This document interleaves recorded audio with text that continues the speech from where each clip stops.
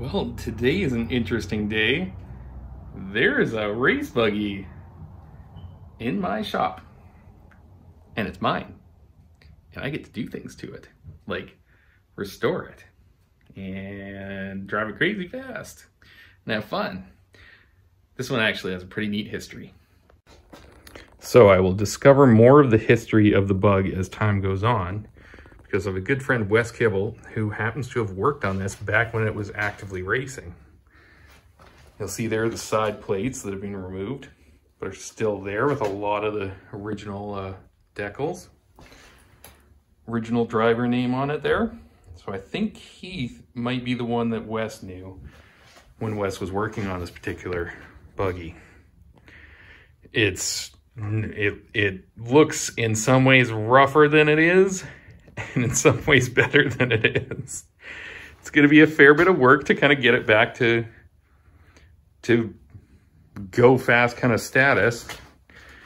It's had some things I think might be updates. The seat belts were made in I think 2002, so long since it's expired for racing. Jamie, who I bought it from, was in the process of kind of tuning the thing up with the intention of using it at a cabin up north. So he did things like a lot of new wheel cylinders, things like that. I think did new steering brakes because the old ones were seized. There's a little mount for something down there. Nice big idiot lights, as you should have. Unlabeled switches, as hopefully we don't have forever. Triple shocks, because that's how we used to do. We didn't have big fancy king shocks, I don't think. So you just put on more shocks to try to get up the cooling capacity and the dampening capacity. And there's room to put number 4. It's quite possible they had 3 in a row, and then for some reason went to the paired version there. So we'll poke through there. Note also the non-factory type sway bar running through the chassis, which is pretty cool.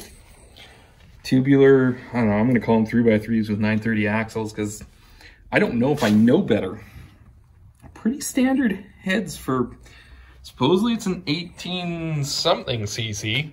I'll have to get some more of the details. I think the heads were spaced a bit to lower compression. I want to fix that. It used to have another oil cooler up here, but it kind of blocked rearward visibility, but probably got better airflow than the guy down there. So I'm going to debate if that stays there, if that stays there with a grill and some fans, or if that stays there with some fans and a scoop, or back up there. We'll see. You can tell also it's had a radio at some point. It's a hole in the dash for it and a mic mount up there. Some of the airbox, these little guys, well, it's up on my shelf over there, right there. That needs cleaning out in the worst way. It is so full of junk that's hard to get out because the tubes go right inside. They aren't flush to the log there. So I'll have to figure out how to get in that thing and clean it out, or possibly recreate it, because I do like the dual element filter, so you can kind of see one right there. This little super trap might have to become something slightly quieter. Right now it is beefy and meaty sounding and sounds awesome, but everyone in the entire neighborhood knows when it starts and when how it's running, I think. Talking with Jamie, he was basically doing hoses like there for the oil cooler from mock-up, so I'll switch some of those things out for stuff that's rated a bit better for this sort of thing. Lots of nice breathers to the heads. Stock location, nice little breather box. Nicely done. Down here is something weird. And it pertains to this. Yes, it had power steering. We'll figure out things like this, and what used to go there. Maybe a jack, something at some point mounted on that tab. There's kind of another tab there. Pretty cool tubing work that looks nicely. I don't know who originally made this chassis. I do know it's kind of hard to see the whole car jammed in my little shop, but you know, it is what it is. So we're nice, I'm assuming maybe center lines. I'm not sure who made those, but they were like the wheels to have in the 80s and 90s, and it seems like every race buggy ran those. So I'll probably continue to, because I have one set of fronts and two sets of rears, 8s and 10s. These are the 8s. The 10s are actually kind of a street tire that's been grooved, which is pretty cool. This thing even has filtered air. I don't know if I want to hook something up to it and breathe through it. We'll probably make sure it's clean first so I don't inhale some old dried bugs or something. But proper stuff. Nicely braced steering, although we're going to need a new steering wheel. I have an old Superior Performance, which this one is. Same diameter, I think slightly more dish, but it's not the foam rim, because this foam rim's fallen apart and cracked and rusty. I've got a green metal flake one over there on my bench that I found when I was younger beside a garbage bin while we were driving by, and I hollered at my dad to stop. And yeah, I had to have it, and I've had it ever since, and it's been on multiple Volkswagens. It might look a bit like a Christmas tree in a red buggy, but you know, we'll see. It'll probably go on until I find a better solution, and probably a slightly smaller diameter steering wheel, because I'm kind of a big guy. And already, oh, don't stick this time, I'm trying to show you off. Ah. Already climbing through the roof is like, yeah, it's an interesting challenge.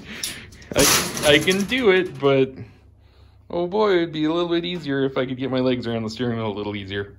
Not to mention, I'll have to show this later. It has some weird things going on up front. From things like hard lines attached to the tie rods, to soft line in there. It's got, oh, definitely not a Volkswagen steering box that's centered in the middle here. This used to be a spare tire mount that's removable, which is pretty rad. I don't know what went in these.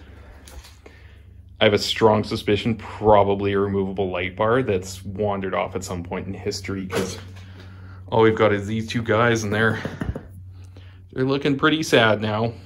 But luckily they're retro looking things with LEDs, so we can get some good light out of this thing. And maybe entertain adding a removable light bar. Maybe not. I mean, it'll probably be pretty stellar. You can always tell, too, when something's actually being used off-road for racing.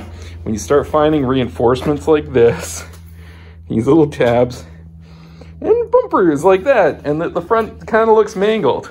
So a mangled front bumper means this car was faster than something else. Mangled rear bumper means something was faster than it. So, mangled sides, ran into some stuff probably. So we'll see how the future goes.